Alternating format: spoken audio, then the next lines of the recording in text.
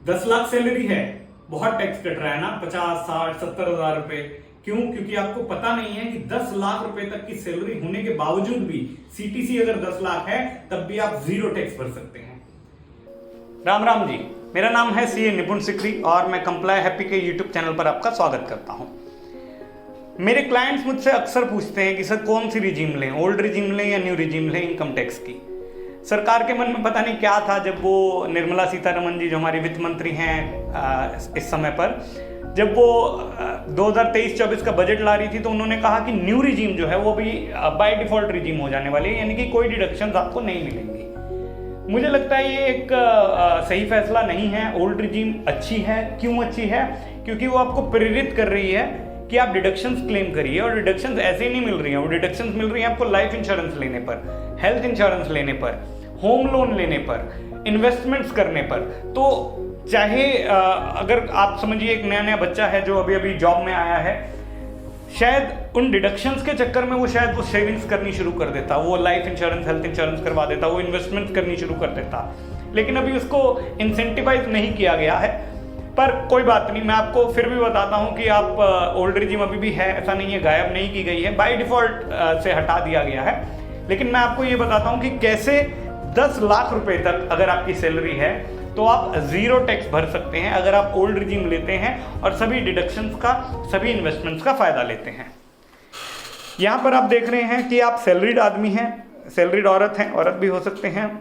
आपकी सीटीसी जो है वो 10 लाख है, जिसमें आपका बेसिक जो है वो 5 लाख है, 2 लाख एचआरए है, बाकी अदर अलाउंसेस है, जो कि स्टैंडर्ड जनरली रहता है कि 50% बेसिक रहता है, बेसिक का 40% एचआरए रहता है और बाकी जो है वो अदर अलाउंसेस में आ जाता है। तो यहाँ हम अदर अलाउंसेस को थोड़ा सा कम करके अगर एलटीए में भी डलवा लेते हैं अपने कंपनी से बात करके, तो ये हमारा एक फाइनल फुल स्ट्रक्चर बन जाता है सीटीसी का। इस 10 लाख में आइए हम देखते हैं कि किस प्रकार से हम जीरो टैक्स भर रहे हैं। जीरो टैक्स भरने के लिए सबसे पहले आपको सरकार 50,000 रुपए की स्टैंडर्ड डिडक्शन दे रही है, जो कि यहाँ पे हमने लिख दी।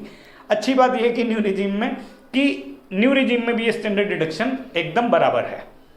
इसके बाद आप मानिए कि आप एक राजस्थान के या मध्य प्रदेश के छोटे से शहर से आ रहे हैं, लेकिन पुणे में जाकर के आप जॉब कर रहे हैं, मुंबई में जाकर के आप जॉब कर रहे हैं, या आप कहीं और ऐसी जगह पे जाकर जॉब कर रहे हैं जो आपके शहर से दूर है, तो वहां आपको किराया भरना होगा। और मान लेते हैं कि आप 2,40,000 रुपए का किराया भर रहे हैं, तो इसके हिसाब से 5 लाख रुपए, 2 लाख रुपए का एचआर रिसीव्ड और आप 2,40,000 का 20,000 का किराया आप भर रहे हैं, तो इसके हिसाब से एग्जेम्प्टेड हाउस रेंट अमाउंट जो है वो 1,90,000 हो जाएगा। एग्जेम्पशन कैसे मिलती है इस पर फिर कभी बात करेंगे, लेकिन ये इनकम टैक्स इंडिया की वेबसाइट है जिस पर मैं आपको ये कैलकुलेशन करके दिखा रहा हूं। तो यहां पर 1,90,000 रुपए का ये हो गया। अगर आप पुणे में रह रहे हैं और आपको दिल्ली जाना है या रोहतक जाना है, जो कि आपका पैतृक गांव मैत्रिक गांव हो सकता है, तो वहां जाने के लिए आप फ्लाइट लेंगे और मान के चलते हैं कि आप और आपकी पत्नी जो है वो साथ में गई, तो 20,000 रुपए तक का एलटीए का आपको क्लेम मिल जाएगा। तो 20,000 रुपए आपने एलटीए में क्लेम कर लिया।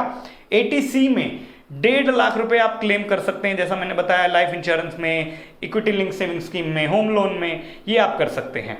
80D हेल्थ इंश्योरेंस आप अपने और अपने माता पिता का अगर लेते हैं तो आप पर बहुत कम चांसेस हैं कि आपकी फाइनेंशियल प्लानिंग कभी फेल होगी।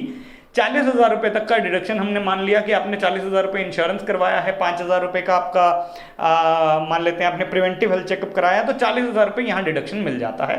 फिर एक नेशनल पेंशन स्कीम है जिसमें आप 50,000 रुपए का डिडक्शन आराम से क्लेम कर सकते हैं, और अगर आप महाराष्ट्र में काम कर रहे हैं तो 2,500 रुपए का आपको पीटी का, प्रोफेशनल टैक्स का डिडक्शन भी मिल जाता है।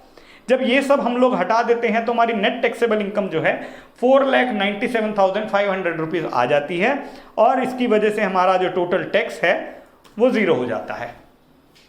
तो इस प्रकार से आप 10 लाख रुपए का टोटल सीटीसी होने के बावजूद भी जीरो टैक्स भर सकते हैं।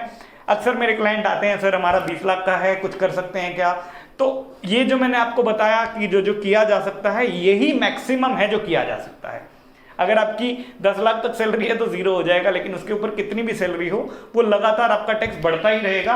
तो भगवान करे आपका टैक्स और लगे। हमारी हिंदुस्तानियों की फोकस ये है मिडिल क्लास की कि टैक्स बच जाए, लेकिन मैं आपको एक मूल मंत्र देता हूं, आप टैक्स बचाने पे फोकस ज्यादा ना करिए, ज्यादा से ज्यादा टैक्स कैसे आप भर सकें इस पर फोकस करिए।